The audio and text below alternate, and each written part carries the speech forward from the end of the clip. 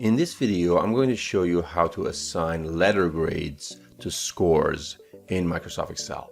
So I have a list of scores in column B, and in column C, I want to input the equivalent grade in letters for each of the scores. One way to do it is obviously to go through each and every one of the scores and look into the equivalent grade in this table over here and input them manually, but that's going to take a very long time to complete.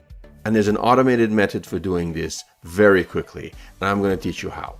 So this method consists of two steps.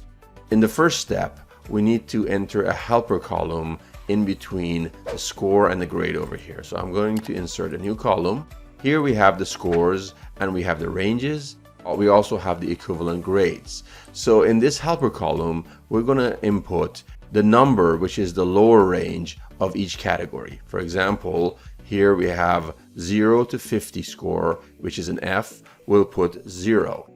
Here we have 50 to 64 range, which is a D. We will input 50. Over here, we're going to input 65.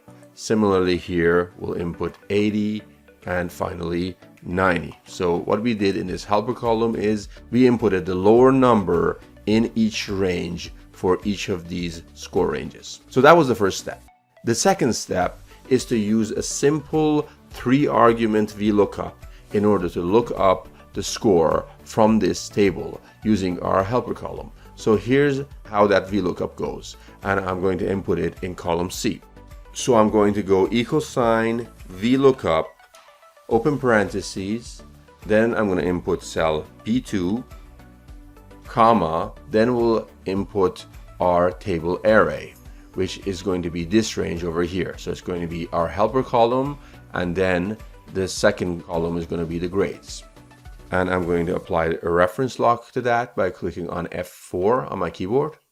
And the last argument is the column index, which in this case, the column index number is 2, since the grades are in the second column of this range which we selected. So I'm going to put comma 2 and close parentheses, and then enter. And as easy as that, we were able to look up the letter grade associated with this particular score. Now all I have to do is to drag this down and apply it to the full range. And as easy as that, we were able to look up the letter grade associated with each score. And once again, this consists of two steps. First step is creating your helper column and putting in the smaller number in each score range, and then using a 3-argument VLOOKUP consisting of the lookup value, table array, and column index number. And as long as you do that, you never have to manually input letter grades again. I hope you found this video useful. If you did, make sure you give this video a thumbs up. Also, if you're new to my channel and you haven't subscribed already, make sure to subscribe and also turn on notifications so you won't miss out on my next videos. That's all for today. Bye now.